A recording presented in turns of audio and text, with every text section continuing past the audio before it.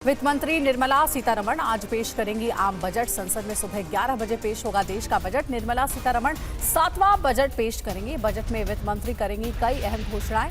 मोदी सरकार 3.0 का पहला बजट है।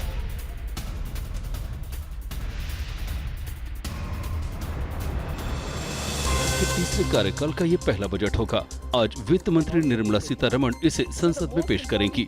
बजट सत्र के पहले दिन ही सरकार ने साफ कर दिया है कि इस बार का बजट 2047 तक भारत को विकसित राष्ट्र के रूप में पेश करने पर केंद्रित होगा। लेकिन मौजूदा वक्त में सरकार के सामने कई चुनौतियां हैं। निजी उपभोग के खर्च में आई कमी को पूरा करने के लिए आम लोगों के हाथों में ज्यादा पैसा देना होगा। इसके लिए सरकार को टैक्स में राहत देनी होगी। सरकार के सामने कॉर्पोरेट निवेश में स्थिरता लाना दूसरी बड़ी चुनौती है, क्योंकि निवेश से नौकरियों के अवसर भी बनेंगे। बजट से हर वर्ग को उम्मीदें हैं। ऐसे में आज वित्त मंत्री अपने पिटारे से क्या क्या सौगात देंगी, इसका इंतजार पूरे देश को है। आज पेश किए जाने वाले केंद्रीय बजट पर पूरे देश की नजर है और हर वर्ग की अपनी उम्मीदें हैं। किसान, मैन्युफैक्चरिंग सेक्टर से लेकर लघु कुटीर उद्योग से जुड़े लोग आस लगाए बैठे हैं। ऐसे में 1. नई टैक्स रिजीम में बदलाव संभव। 2. बचत के लिए नए उपाय किए जा सकते हैं। 3. मनरेगा के लिए आवंटन बढ़ सकता है। 4. किसान सम्मान निधि योजना की राशि बढ़ाई जा सकती है। 5. MSME के लिए कर्ज की ये राह आसान की जा सकती है। महिलाएं भी निर्मला सीतारमण के पिटारे से अपने लिए कुछ खास चाहती हैं। बजट से पहले सरकार ने आर्थिक सर्वेक्षण में बताया है कि वित्त वर्ष 2025 में जीडीपी ग्रोथ कितनी रहेगी। सर्वे में सरकार ने शुभ दिन के संकेत दिए हैं।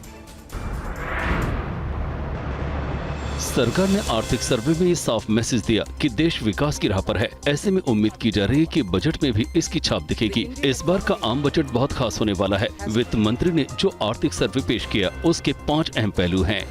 पहला, जीडीपी 6.5 से 7% के बीच रहने का अनुमान। दूसरा, महंगाई पर कंट्रोल होगा। तीसरा, चालू खाता घाटा में भी सुधार होगा। चौथा, बैंकिंग सिस्टम और मजबूत होगा। 5वां, LPG और डीजल पेट्रोल की घटी कीमतों से आर्थिक सेहत मजबूत होगी। और आर्थिक सर्वे में सरकार ने बेरोजगारी पर चिंता जताते हुए बड़े ऐलान के संकेत दिए। आर्थिक सर्वेक्षण में बेरोजगारी की आंच भी महसूस की गई है। कम निवेश पर चिंता जताते हुए छोटे और मझोले उद्योग पर जोर देने की बात की गई है। आर्थिक सर्वे में जिन बड़ी बातों का जिक्र है उनमें 1. 2030 तक हर साल 78 लाख से ज्यादा नौकरियों की जरूरत। 2. FDI आकर्षित करने के लिए कदम उठाने की जरूरत। 3. रोजगार के लिए MSME को बढ़ावा। 4. ग्रोथ के लिए कृषि पर भरोसा। 5. जीडीपी ग्रोथ के लिए राज्यों की भागीदारी को अहम माना गया है। सर्वे में शिक्षा को रोजगार केंद्रित बनाने पर भी जोर दिया गया है। देश का बजट आम और खास के लिए अहम होता है। इस बार मिडिल क्लास को इससे क्या उम्मीदें हैं, देखिए रिपोर्ट। देश में औसतन महंगाई दर 5% की रफ्तार से बढ़ी है, जिसका बोझ आम आदमी पर सबसे ज्यादा पड़ा है। ऐसे में मिडिल क्लास को उम्मीद है कि टैक्स स्लैब में बदलाव किए जाएं, स्टैंडर्ड डिडक्शन में बढ़ोतरी हो, सरकार 80C से मिलने वाली छूट में इजाफा करे। 80D के तहत स्वास्थ्य बीमा छूट में भी बढ़ोतरी करनी चाहिए। आम आदमी चाहता है कि 80D के तहत कटौती में इजाफा किया जाए ताकि छूट 25,000 से 50,000 हो। ऐसा इसलिए क्योंकि कोविड के बाद हेल्थ इंश्योरेंस 30% महंगे हुए हैं। और बजट में घर खरीदने का सपना देखने वालों के लिए कितनी राहत दी जाएगी, आम आदमी के मन में क्या है, आइए देखते हैं सबको।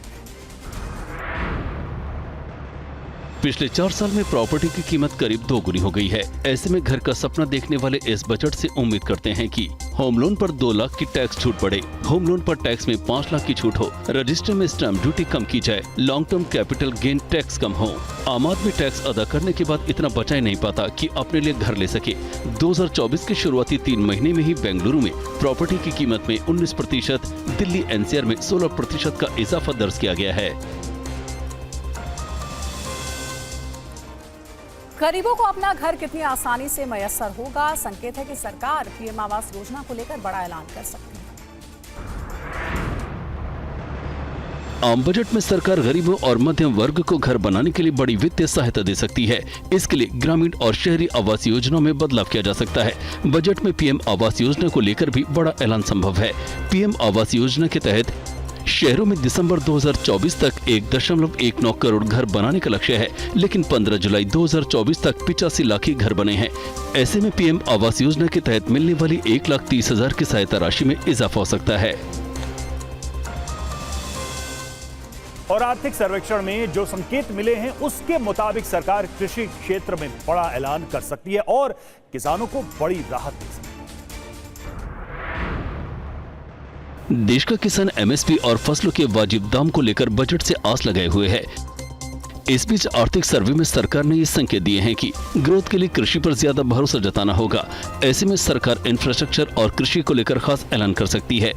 उम्मीद की जा रही है कि बजट में किसानों की सम्मान निधि और पीएम किसान योजना को लेकर बड़ा ऐलान हो सकता है।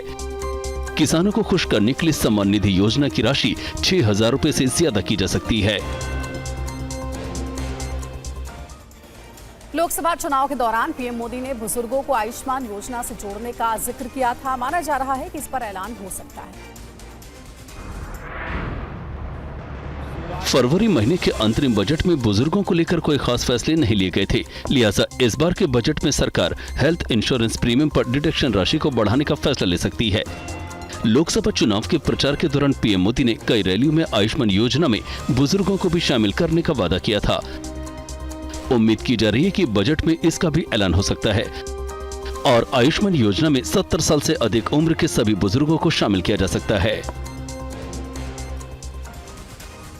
वित्त मंत्री के पिटारे में आधी आबादी के लिए क्या है? सूत्रों के मुताबिक सरकार लखपति दीदी योजना के अलावा लाडली योजना को विस्तार देने का ऐलान कर सकती है। मोदी सरकार देश में 3 करोड़ लखपति दीदी बनाने का लक्ष्य लेकर चल रही है।